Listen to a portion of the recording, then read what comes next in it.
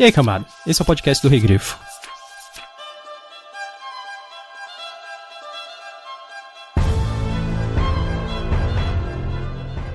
Distintos senhores, pedimos humildemente que nos deixem em paz e não falem conosco. Somos ladrões decentes, não políticos.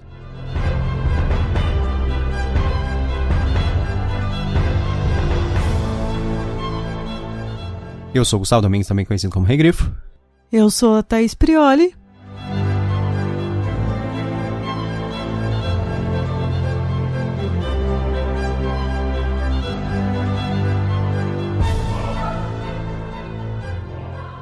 E hoje nós estamos aqui para falar sobre O Último Desejo, do livro O Último Desejo, do Andrei Sapkowski, que é o último conto do primeiro livro da saga do bruxo Geralt de Rivia. E também o último, A Voz da Razão. Ele é integral sempre, A Voz da Razão, para quem está acompanhando e se lembra aí, é os interlúdios que tem, né, entre os contos, na verdade, que eles vão adicionando informações sobre.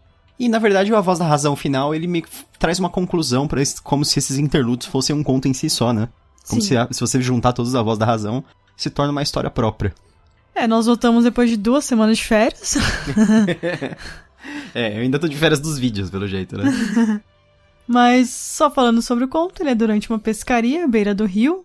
O Geralt e o Jaskier, que está aparecendo constantemente, acham um frasco com uma criatura estranha, que ataca o Jaskier. O bruxo leva o bardo gravemente ferido até a cidade mais próxima, onde eles precisarão da ajuda de uma poderosa feiticeira. E no A Voz da Razão, ele vai encontrar os cavaleiros, que ele encontrou já em A Voz da Razão anteriores. Sim, ele vai ter um confronto final com eles, né? Exatamente. Não vai ficar só naquela expectativa. Sim. Thaís, o que você achou desse conto? Eu gostei. Ele é um bom conto, mas não sei, eu acho que talvez eu esperava mais dele por ser o conto que deu nome ao livro. E certo. Você? Eu gosto. Eu acho que ele tem muitas cenas boas, apesar de eu achar ele um conto meio longo demais. Eu acho que ele podia ter umas partes cortadas ali e tal. Infelizmente, a parte de romance é meio enrolada desse, sabe, criar o desenvolvimento do personagem, porque a gente sabe, né? Isso não é exatamente um spoiler, porque tá em todas as histórias. Que meio que esse conto, ele é a história do Geralt conhecendo a Yennefer, que é a personagem que é praticamente a cara metade do Geralt, né? Praticamente a alma gêmea dele. Como é esse relacionamento inicial deles. E assim, por causa disso, eu até aceito as coisas que acontecem no conto. Eu não acho tão terrivelmente chatas, porque eu sei que eles são personagens muito bem desenvolvidos depois também. Mas sei lá, talvez eu venha com uma experiência dos demais livros, esse é o problema. Pode ser. Eu acho a Yennefer a melhor personagem desse conto, pra falar a verdade. Não, mas não é? Eu não acho que a Yennefer é ruim. Eu estou falando que nesse conto em especial ela foi a melhor personagem. Sei. O Jaskier, não sei, eu não consigo gostar muito dele. Eu gosto até. É que ele é meio que personagem pra ser meio cômico, né? Eu só fico pensando, meu Deus, por que ele não cala a boca? É que ele fica fazendo idiotice pra meio que, às vezes, movimentar um pouco a história, né? Ele é o típico personagem daquele filme de terror que vai fazer uma merda. Então, ele é igual o Matt do Então, Roda eu não do consigo Tempo. gostar de personagem assim. Mas eu gosto menos do Matt. O Jaskier eu gosto mais até. Pelo menos Matt não tem como, né? Pelo menos o Jaskier, às vezes, ele tá tentando resolver as coisas, na verdade, né? Sim. Enfim, eu acho que dá pra falar. A gente já falou bastante sobre o conto, a gente pode ir pros spoilers, que eu queria começar a discutir coisas específicas dele. Sim.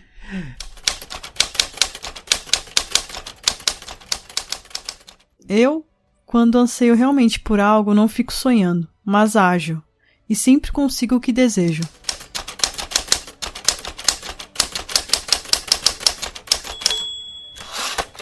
E como é a história com spoilers? Na verdade, o que acontece é que o Jaskier, ele libertou inadvertidamente o gênio, né? Mas quem controla os desejos que o gênio concede é quem porta o lacre da lâmpada, e no caso é o Geralt. Após o gênio atacar o Jaskier, o Geralt leva o bardo para receber tratamento mágico da Yennefer, que é uma poderosa feiticeira que se encontra na cidade mais próxima, mas o Geralt não imaginava que a feiticeira tentaria dominar o gêmeo. Desculpa. O Jaquel. Mas Geralt não imaginava que a feiticeira tentaria dominar o gênio para ampliar seu próprio poder. A tentativa quase mata a Yennefer, mas Geralt consegue usar o seu último desejo para impedir os eventos. Em A Voz da Razão, os cavaleiros finalmente alcançam o Geralt e eles têm um confronto que faz... E o Geralt, ele na verdade tem um duelo com os cavaleiros e ele faz com que o cavaleiro fira a si mesmo. Dessa forma, ele escapa da punição por derramar o sangue do cavaleiro naquele reino. Além disso, no finalzinho do Voz da Razão, na verdade é em ordem não cronológica essa parte, porque seria antes dele sair pra encontrar os cavaleiros, mas é a última cena. Os dons premonitórios da Iola, que é uma personagem que tinha sido apresentada em outros Voz da Razão, revelam um futuro sangrento para o Geralt. Na verdade, a Nenneck e o Geralt ficam até falando se... Você sabia disso? Aí ele, eu já sabia, etc. Eu já tive outras vezes essas premonições. E eu falei, mesmo assim, você vai continuar trilhando esse caminho? Aí ele, é o caminho que eu tenho para trilhar, né? E o que você acha que foi o último desejo dele? Com certeza, quase absoluta, eu acho que é tipo o amor da Yennefer. Porque ela fala um negócio assim, esse tipo de desejo não se realiza. Porque assim, eu não sei por que existe uma regra dos desejos que você não pode pedir pra que alguém te ame. Na história do Aladdin eu acho que tinha isso. Se bem que eu tô tomando por base o Aladdin da Disney, né? Porque o gênio falava assim, você não pode desejar mais desejos, você não pode desejar que alguém te ame. Aí a Yennefer fala um negócio assim, você fez esse desejo, eu acho que esse desejo não é possível, sabe? Eu acho que não existe força nesse mundo que faça isso. Não sei se a natureza vai conseguir realizar ele. Mas aí ela fala, e você sabe que você está se condenando e me condenando com este desejo. Então, eu acho claramente é um desejo de relacionamento entre os dois. Só que aí, imediatamente ela meio que começa a gostar dele. Então, será que não funcionou? Mas sempre existiu uma tensão entre os dois, desde o início do conto. Mas por parte dela, você achava? Eu achei meio platônico antes. Eu achei que era meio que só por parte dele. Eu acho que um pouco, sim. Ela tem um certo interesse pelo fato dele ser bruxo e tal. Tanto que tem uma parte que ela fala que ela não poderia não ter feito nada com ele, mas ela só fez pela maneira que ele tratou, que foi diferente de outras pessoas. Ele conseguia ver através do véu das alterações dela feita por feitiçaria. Não que o véu seja... Não é que é uma coisa, assim, ilusória, mas ele consegue perceber o que foi alterado, né? Digamos assim. Porque essa é uma parte, eu acho, bastante importante do conto, que é assim... Duas partes do conto que eu acho muito legal. Uma é que o Sapkowski, em todas as outras histórias, em geral, ele envolve umas criaturas que são típicas do folclore europeu, né? Principalmente Europa Oriental, né? Polônia e tal. E aqui ele traz os gênios. E ele realmente traz os gênios elementais. Os gênios elementais são uma coisa árabe, original. Os Jinn, Dao, Marit, sabe? Os gênios de acordo com o elemento. Eu acho muito legal. Inclusive, o gênio que eles acham é um Jinn, né? Que é um gênio do ar. Essa parte eu acho muito legal. E a outra parte que eu acho legal desse conto em geral é o background que ele dá em relação a feiticeiras. Ele fala, as druidas e as sacerdotisas, elas não aceitam mulheres feias nem... Com alguma deficiência. Com deficiência física e tal. E ela falou assim, se ela fosse uma maga, ela teria aprendido a magia como se fosse uma universidade, uma coisa assim mais profissional. As feiticeiras, na verdade, elas entram pra uma confraria, e aí elas passam a ser fiéis a essa confraria, e pelo que eu entendi, a confraria que passa a ensinar magia a ela. É uma coisa assim, menos acadêmica do que o mago. Sim. Pelo que eu pude ver. E as feiticeiras são meio que a última opção. Você não é boa pra casar, você não pode ser druida, nem sacerdotisa, nem maga, então você é feiticeira. Mas ao mesmo tempo, é difícil também terminar o treinamento de feiticeira, pelo que ela indica. Não é por isso que elas aceitam qualquer um, elas selecionam. Elas aceitam que qualquer um comece o processo, sim, né? Mas isso dizem que a primeira fase é muito difícil e muitas já ficam ali pelo meio do caminho. Sim, então isso que eu acho legal, assim, que tipo, beleza, elas aceitam qualquer mulher, mas você vai ter que passar pelos testes de qualquer maneira. E os testes são bem difíceis. E aí no final, como recompensa, entre as coisas que você, além de você ter o grande poder de ser uma feiticeira, você pode corrigir aquilo que você de repente tinha inicialmente. Na maioria das vezes, como eram as mulheres que sobravam, que acabavam indo para as feiticeiras porque elas eram mais feias ou tinham defeitos físicos assim mais óbvios, tipo deficiências e tal, elas acabavam alterando isso porque elas falavam que ser bonita e tal era uma coisa assim de prestígio ligado à profissão, né, da feiticeira. Tanto que a Yennefer, o Geralt, ele vê umas coisas sobre ela que ele acha que, assim, dá a entender pelo texto que teriam a ver com as coisas que foram corrigidas, né? Tipo, ele fala que tem um ombro dela que é levemente maior do que o outro, assim, na altura, que dá a entender, eu não sei, será que ela era corcunda antes? Mas um outro ponto também que eu acho bem legal nesse conto é o humor. Ah, sim. Assim como todos, esse tem um pouco de humor. Uma na parte da magia de expulsão que o Geralt usa com o gênio. Que o exorcismo. Exorcismo. Que tanto a Yennefer quanto o sacerdote falam mal dessa magia e falam que não tem nada a ver.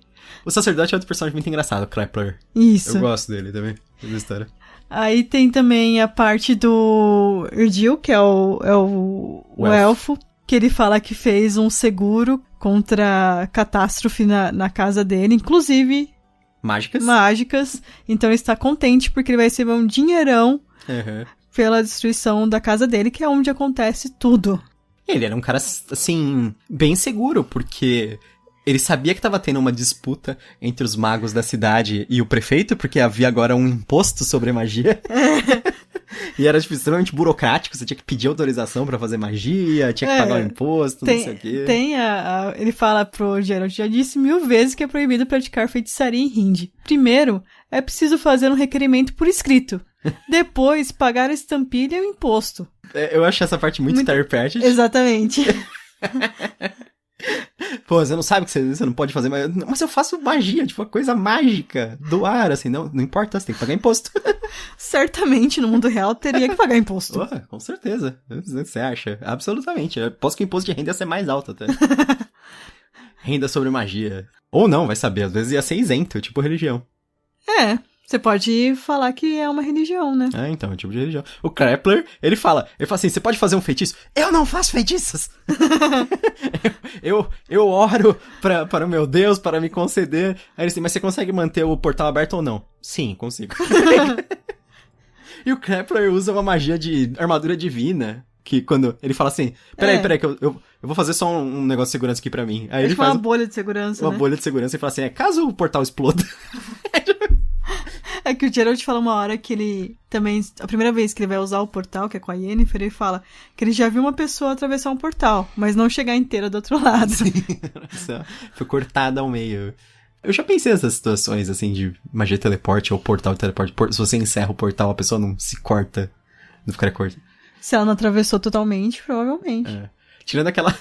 Tem uma cena muito engraçada do esqueleto do He-Man, que ele entra num portal, que é tipo um espelho, e ele entra, e depois ele tira o braço, e aí ele usa o próprio braço pra quebrar e entrar no portal ao mesmo tempo. Tipo, ele sai e destrói o portal ao mesmo tempo. Ele entra e destrói o portal ao mesmo tempo. Exatamente. É muito rápido. Mais rápido do que o vidro quebrando. Exatamente. Excelente esqueleto. E no A Voz da Razão, a gente vê que realmente ia culminar, que é a briga entre os cavaleiros, que o Geralt fica zoando ele em vários Voz da Razão anteriores. Eles ficam indo lá encher o saco, né, também. E ficam indo lá sem ter o porquê, né? Eles querem que ele vá embora, eles querem que... Sei lá, um monte de coisa à toa, sendo que ele tá se recuperando, né? Ele tava, tipo, doente. Né? Ferido, né? Ele tava convalescendo mesmo.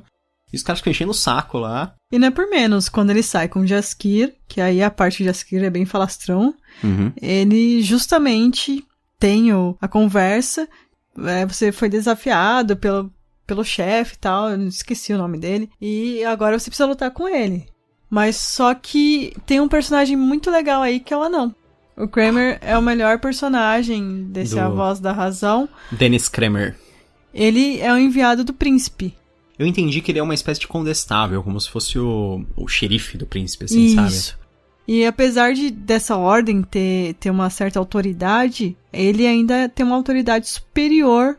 Tem até a parte que ele fala dos perjuros, que ele fala assim, você sabe que eu odeio perjuros e o príncipe me autorizou a punir eles na hora, instantaneamente, né? Sim, e uma das regras pro Geralt ele não pode acertar a espada no outro cavaleiro. Sim, ele não pode encostar no outro cavaleiro. Isso, é a espada dele.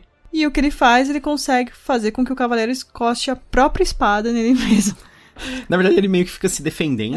E aí ele espera uma oportunidade do cara tentar proteger o rosto, que o cara levanta a espada, assim, na altura do próprio rosto. Ele simplesmente bate com toda a força na espada do cara, pro cara, tipo, enterrar a própria espada no rosto, né? Porque ele tinha duas opções. Uma... Ou ele não aceitava e era preso e sofria torturas. Ou então ele ia, lutava e não podia ferir o cara. Se ele ferisse, também ia ter praticamente o mesmo fim. Não, na verdade o cara falava assim, deixa ele te imobilizar, sabe? Aí ele, quer dizer, me ferir, né? Aí ele, Aí ele falou assim, ó, nas duas situações são uma merda, porque em uma eu vou ser enforcado, na outra o cara vai me ferir gravemente. Então ele falou, então, dane-se. Aí ele fala assim, então vamos lutar, vamos... Aí ele vence o cara, dentro das regras do anão, tanto que quando ele vence o outro, o capitão dos cavaleiros lá fala assim, prendam-no! Aí o anão, não. Ele cumpriu as regras, ele não acertou a espada dele no cavaleiro. Aí ele, não, mas... Ele tá ferido, ele tá desfigurado. Ele, não, isso vai fazer bem pra ele. Todo cavaleiro precisa de uma cicatriz. Tem a excelente frase do Kramer. Um cavaleiro sem cicatriz é uma piroca, não é um cavaleiro. Eu não sei porquê, tipo, pirocas não têm cicatrizes, talvez. Tomara que não. Mas é muito estranho. Mas é engraçado, assim, porque é muito espontânea essa situação. Tem uma parte que tem um outro xingamento bizarro também, que é aquela do... Que ele fala pro Jaskier, você serve... Uma das primeiras frases, você é um pescador. Você é um pescador assim como... Você é um pescador assim como o cu de uma cabra é um trompete. Que ele quer falar que o Jaskier é um pescador horrível, né? Uma merda, tipo, serve que pra eles isso. ficam discutindo, né? Que até o Jaskier fala assim, não, mas quando você dormiu eu troquei sua isca. Ele fala que ele trocou a minhoca por uma gralha morta só pra ver a cara do Geralt quando ele puxasse e tivesse uma gralha morta dentro. Aí ele assim, mas aí o bagre gigante quis comer a gralha morta. Essa situação é muito boa. Mas, só fazendo um balanço, qual você acha que tenha sido o seu conto preferido? Putz! Nossa, falando agora, assim, difícil, viu, Thaís? Vou deixar você pensando, eu já falo que o meu foi... Um grão de veracidade. Talvez porque eu goste da história da Bela e a Fera, e isso me fez ler o livro também original, em inglês, não o original porque eu não falo francês, mas em inglês arcaico. Pra ver a história. Eu recomendo pra você, se você gosta da história da Bela e a Fera, que leia, porque é muito diferente do que nós conhecemos. Puta, é difícil. Eu acho todos eles bons por diferentes motivos. Então, esse foi mais porque foi de uma história que eu gostava, mas todos são muito bons. Eu gostei muito também O Bruxo, que é o primeiro, eu acho um dos melhores contos, só que ele é um que não tem comédia nenhuma. Ele é meio que super sério, ele segue muito o modelo Conan e essas coisas assim. Eu gosto muito do Confins do Mundo, porque ele é um dos que tem mais comédia. Ele tem o Jaskier e tem o Geralt também. Acho que o meu predileto é Confins do Mundo, que foi o último. Porque ele envolve a história do envolvimento com os elfos, aquele negócio dos elfos estarem em extinção, assim, tá no fim da vida. Isso é uma história muito interessante no universo do Witcher em geral. Eu gosto bastante quando eles exploram essas histórias. Uma questão de preço também, que é um grande jantar, é bem legal. É muito bom também. Eu gosto da questão de preço mais pelo significado, mais porque tem a ver com o grande arco de história de todos os livros do Witcher. Ele é o que liga, né? Realmente, todos eles. E no fim das contas, a gente discutindo, passando sobre os pontos desse conto, eu acabei gostando mais também do Último Desejo. Na minha opinião, não é o melhor. E o fato dele dar nome ao livro cria uma certa expectativa. Eu só acho que ele é um pouquinho comprido demais. Tirando isso, eu acho que muito bom o conto, assim, muito bom mesmo. Ele tem essa parte dos elfos também, que os elfos, só por ser elfos, já são tratados diferentes. Sim. Os anões, a gente vê que nem tanto. Sim. Né? Pelo menos não nesse conto. Eles têm posição de poder. Tem algum anão que aparece no conto? Não, ele aparece só na Voz da Razão, né? O Dennis.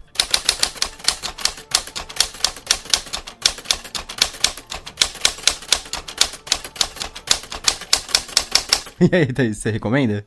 Eu recomendo, caso você goste do jogo, caso você esteja ansioso pra série, que ainda não tem muita previsão de lançamento, a gente sabe que vai ser 2020, mas quando? Não sei. Eu acho que se você gostou desse conto, que é cheio de humor, eu recomendo muito, como a gente já falou no episódio, Livros do Terry Pratchett.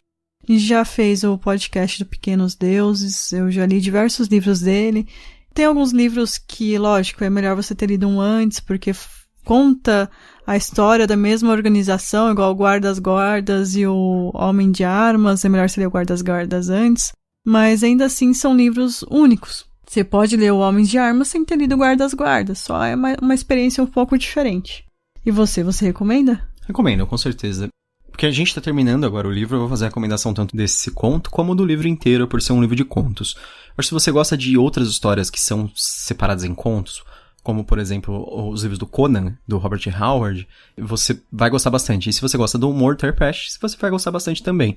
Então, agora eu tô pensando assim, acho que eu entendi por que eu gosto muito do Witcher. Porque realmente ele parece uma fusão desses autores, assim, sabe? E o próprio Terpesh era muito fã de Robert Howard, mas ele tinha um quê muito diferente. Ele fazia humor, mas era um humor mais escrachado, assim, claramente é humor tudo que tá ocorrendo. Nesse aí existe um humor dentro da história séria, e isso que eu acho sensacional, que eu acho, assim, muito mais difícil às vezes de fazer, talvez. Lógico que o humor não é tão engraçado quanto o Terpesh, mas é muito bom ainda também. Então, eu acho que é um dos meus prediletos, com certeza, sim. E o engraçado é que muitas pessoas, em geral os fãs, falam assim, os 2 primeiros não são tão legais. Mas, por outro lado, eu já vi um bocado de gente falar que acha os 2 primeiros muito mais legais. Então, eu acho que Eu achei bem legal, então... Existe uma dicotomia, assim, muita gente fica de um lado, muita gente fica do outro, sabe? Ninguém fala, tipo, é tudo ruim, nem é tudo bom. É só que... Não, eu acho tudo bom, na verdade, desculpa. Às vezes a preferência, se você gosta mais de contos, de romances... Eu gosto mais dos contos, porque depois eu acho que ele se estende demais pra contar a história, porque a história é um mega arco o resto da história. Uhum. Mas é que a outra história é muito épica, realmente tem que ser contada daquele jeito. E já foi lançado tudo aqui no Brasil. Sim. Inclusive, recentemente saiu o último livro da série, e esse último livro, ele é um livro de contos também, que é O Tempo de Tempestade. Esse livro, ele na verdade é uma compilação de contos. Inclusive, o primeiro livro que saiu lá na Polônia, ele era uma compilação de contos completamente diferente dessa que a gente tá lendo. Uhum. Ele era o primeirão mesmo. Ele tinha contos desse livro, tinha contos do segundo livro, que é a Espada do Destino, e tinha contos do Tempo de Tempestade. Era tudo misturadão. Só que aí, o Sapkowski, ele quis fazer com que os contos tivessem uma ordem cronológica que apresentassem mais os personagens. Por isso que a gente tá lendo aqui, e ele apresenta os personagens na ordem. Primeiro ele encontra o Jaskier, depois ele encontra a Yennefer, quando ele já tá com o Jaskier, sabe? Pra você ver a ordem dos personagens que ele conhece. Ele fez isso de proposital. Só que aí, o que aconteceu? Esse último livro, ele acabou meio que ficando fora de ordem. Aqueles contos não se conectam de forma nenhuma com o grande arco de história do Witcher. Por isso que saíram todos os livros aqui. Os 7, na verdade, são 7 livros, mas aqui saíram em 8, porque o último volume saiu cortado ao meio. Porque parece que teve um problema na tradução, e pra não atrasar muito o lançamento, eles preferiram fazer dessa maneira, né? Sim. Depois saiu o Tempo e Tempestade, que eram os contos que restavam do Witcher. Mas se a gente fosse fazer dos contos, daria pra fazer o segundo livro, Espada do Destino, e depois daria pra fazer o Tempo de Tempestade. Os contos deles se passam antes do grande arco de história. Eles não se passam depois. Interessante. Enfim, mas eu recomendo muito toda a série. Esse livro, esse conto, com certeza, nós somos bastante fãs do Witcher. Nosso próximo podcast vai ser sobre o conto O Homem Dourado, do livro Realidades Adaptadas, que é do Philip K. Dick. É o penúltimo conto do livro. Eu nunca vi esse filme. Tudo bem. Você já também viu? Não. Também não. A gente vai tentar ver o filme também, mas nem sempre a gente acha o filme pra ver. Deixem sua opinião do que vocês acharam desse episódio, do Witcher. Estão ansiosos pra série? Eu não sei. Ultimamente o pessoal tá meio com o pé atrás aí com as séries de fantasia, né? Então... lembrando sempre que é uma adaptação, gente. Sim. Vamos ver como vai ser, então. Espero que vocês tenham gostado desse episódio. Até a próxima. Tchau, tchau. Até mais. E bem-vindos ao Canavial.